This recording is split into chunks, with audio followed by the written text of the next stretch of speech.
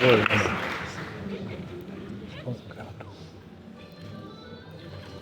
voy a hablar de mi abuelo, Estanislao Querejeta, un catalán que vino sobre el año 1990 a Ourense.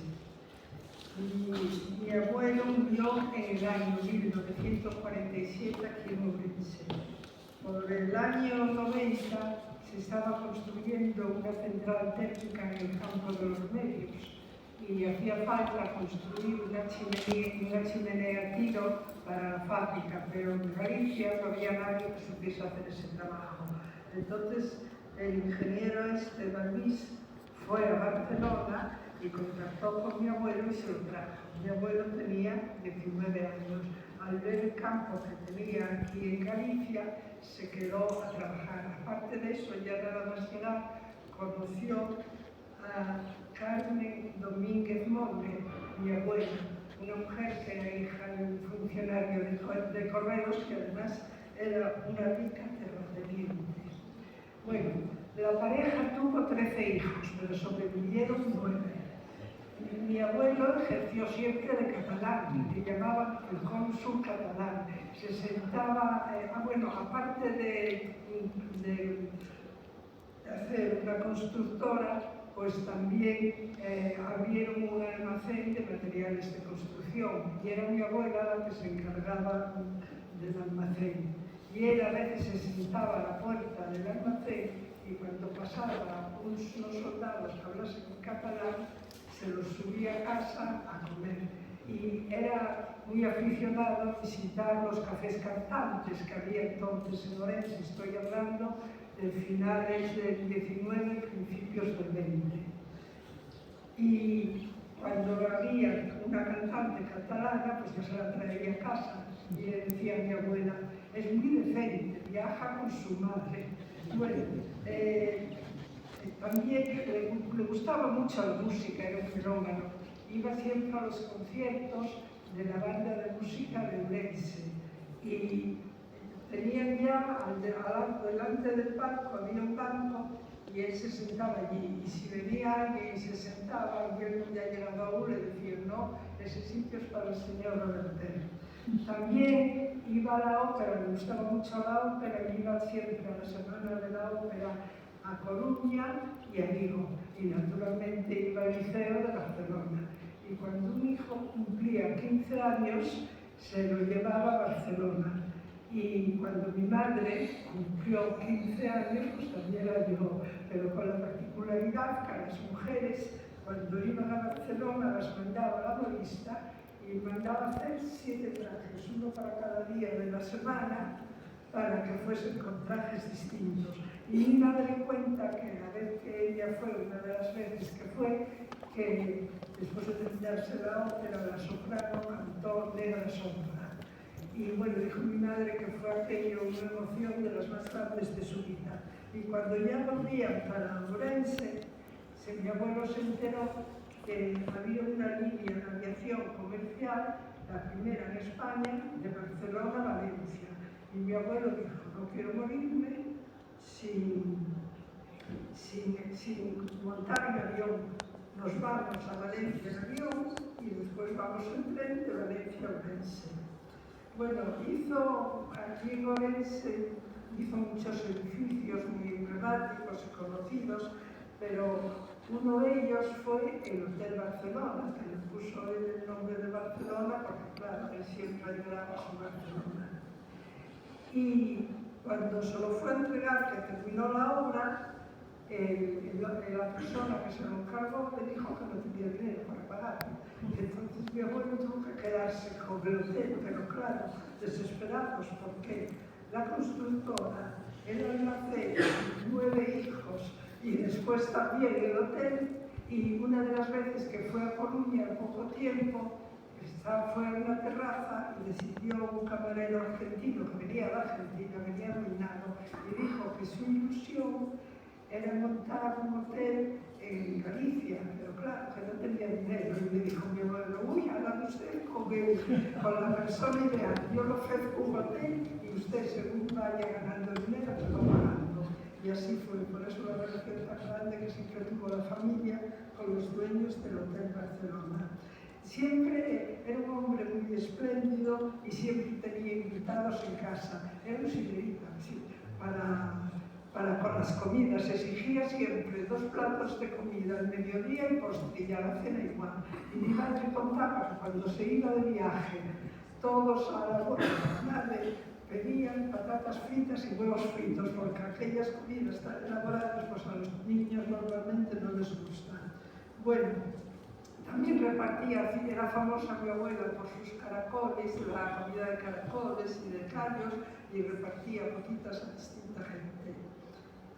Bueno, leí en La Región, allá atrás ya, que donde ponen 25, 50, 75 años, que el primero de mayo que se celebró en Orense fue en el Teatro Principal a finales del siglo XIX.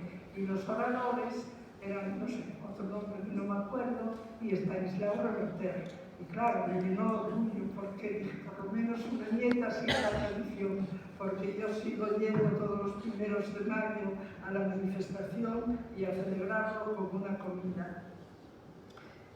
Fue uno de los fundadores de Orfeón Orense, y en el año 1911, también en 1911, se presentó como candidato para concejal, pero no salió. Pero al final, el primer ayuntamiento de Orense, en el año 1923, sí que se presentó y fue concejal. Y voy a contar una anécdota que, por lo visto, un ciudadano de Reza pues tenía un problema grande y mi abuelo se lo resolvió en el ayuntamiento. Y el hombre quedó tan agradecido que fue a mi casa, a la casa de mis abuelos, y llevaba un jamón. Y mi abuela, claro, me dijo que no podía cogerle el jamón porque tendría un disgusto con su marido y que no podía. El otro estaba tan agradecido que quería dejárselo. Y mi abuelo al final cedió y dijo, cogió el jamón. Y cuando llegó mi abuelo a las 11 de la noche, llamó a un mozo de estación del almacén y se fue, lo mandó a Reza y que no sabía dónde vivía, pero que buscase el nombre de donde mi abuelo se acordaba y que le devolviese el jamón. Bueno, como los políticos de ahora. Pero de todas formas yo siempre digo que no todos los políticos son iguales. Bueno, mi abuelo era un hombre emprendedor, trabajador, honesto, espléndido, progresista, ateo, liberal, republicano, como yo digo, un epicurio, que le gustaba vivir la vida. Yo tengo una amiga que me quiere mucho y me llama mi amiga epicuria, porque yo eso me parezco a mi abuelo. Bueno, a mi abuelo le pusieron Estanislao porque en el año 1873 hubo la primera República Española y el presidente se llamaba don Estanislao Figueras y hizo el famoso espantar, que a los 22 meses de gobernar juntó a su gobierno y dijo: señores, voy a serles franco, estoy hasta los cojones de todos nosotros, y se marchó a Francia. Bueno, un tío mío, Jesús, cuando la guerra lo movilizaron y tuvo que ir al bando nacional, pero por 3 veces se pasó al republicano. Y la tercera vez que se pasó, salió un decreto que la persona más joven y mayor de la familia nos encarcelaba. Y entonces, claro, le tocó a mi madre, la más joven, y a mi abuelo, pues el mayor. Y claro, mi madre entonces, una señorita joven, la llevaron a la cárcel de Bande, allí con pues, una cárcel de presas comunes y con prostitutas y toda la cosa, fue una tragedia. Consiguieron, moviéndose mucho la familia, que la cambiasen a mi madre por mi tío Estanislao, el hermano mayor. Mi madre salió. Y después también mi abuelo, más adelante, consiguieron que lo cambiase por otro tío, el tío Pepe. Bueno, Estanislao, espera, no es cierto, Reverter Domínguez, que era el hijo mayor, era un hombre muy afable. Y fue concejal Tengo por aquí apuntado, pero no me acuerdo exactamente, en el año 34, y por el Partido Radical. Y después, cuando en el año 74, cuando la Revolución Portuguesa, el 25 de abril, lo encontré en la calle y me dijo: María Dolores, por fin hemos vencido en Portugal. Y después, cuando murió Franco en el 75, en noviembre, también lo encontré y me dijo: puedo morir tranquilo. Por lo menos he visto que Franco ha muerto, o sea, porque le daba muchísima pena morirse y dejar a Franco en el poder. Tuvo 4 hijos, 2 hijos, uno Estanislao Reverter Sequeiros, el famoso corredor de Lalao, que se presentó a concejal en el año 70, porque él era una persona que amaba mucho Orense y quería el bien para la ciudad, y creía que si él estaba ahí en el ayuntamiento podía conseguir cosas en un tercio familiar, que podían presentarse entre 3 concejales. Y cuando hubo recuento le dijeron que le había quedado el cuarto y no salía, pero el día siguiente lo llamó el gobernador, que era Fernández, me parece, ¿no? Y le dijo: Lalao, sacaste más votos que nadie, pero claro, como un hijo de un rojo iba a entrar en el ayuntamiento. Bueno, pero después, cuando las primeras elecciones, Lalao se presentó por Unión de Centro Democrático, el CD, y salió diputado. Y también cuando volvió, después de constituirse las primeras cortes, vino y me dijo: mira, si vieses qué emoción ayer cuando bajaba las escaleras para presidir la mesa, la pasionaria, y Alberti, ¿os acordáis con aquella, bueno, la mayoría de la gente que también os acordará, aquella chaqueta verde de terciopelo, dice, bueno, aplaudiendo los diputados? Y después, una emoción, a mí me caían las lágrimas. Dije, bueno, esto por lo menos me queda de la familia, que vaya por tener. Después tenía otro hijo, Antonio Toñín, que ese, creo que el último curso del bachillerato pusieron una protesta estudiantil total, que lo detuvieron y lo llevaron a Coruña al gobierno militar, y lo tuvieron allí preso un mes. Y decían con propaganda, y la propaganda que le habían cogido era Montes de Ángela, o sea que fijaros que después de Estanislao tenía José Pepe, tío Pepe, que era un hombre también muy conocido aquí en el liceo.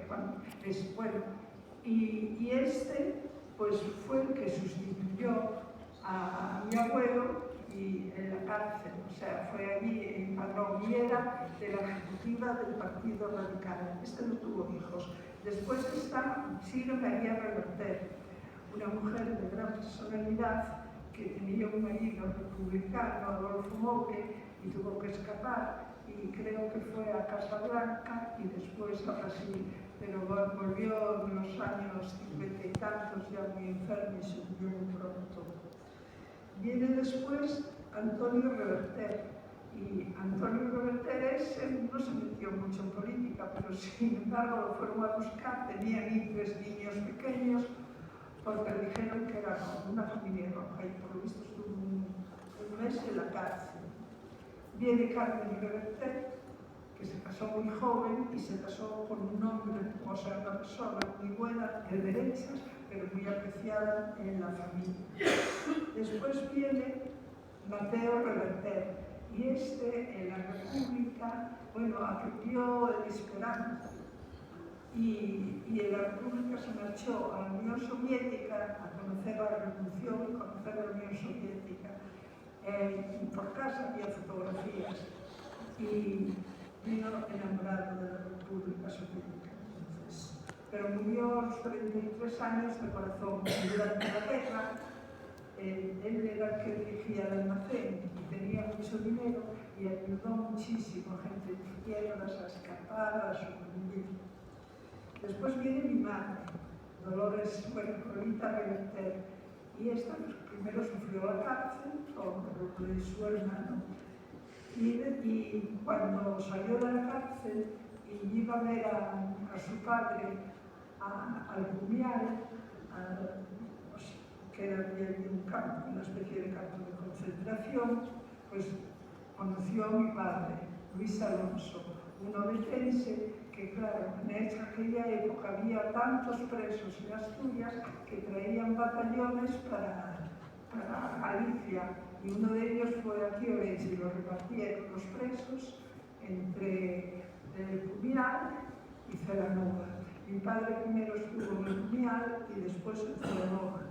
Pero bueno, y siempre una denuncia falsa, estuvo condenado a muerte, después cadena perpetua, y el mismo fiscal se dio cuenta de su inocencia y por fin lo soltaron en el año 41, que ya salió, que se casó con mi madre y ya se quedaron por aquí. La historia de mi padre, pues la verdad es interesante también, pero no tengo tiempo. Y después viene Jesús Reverter, que es el que se pasó 3 veces de los nacionales, de los republicanos a los nacionales. Estuvo preso en el monasterio de San Marcos, en León, y recuerdo que pasó un frío horrible. Y después se pudo escapar y con un pasaporte falso se fue a Portugal y estuvo un mes en Lisboa, por lo visto viviendo como un millonario argentino, para que no, porque el gobierno portugués, si veían que eran españoles y republicanos, los devolvía a España.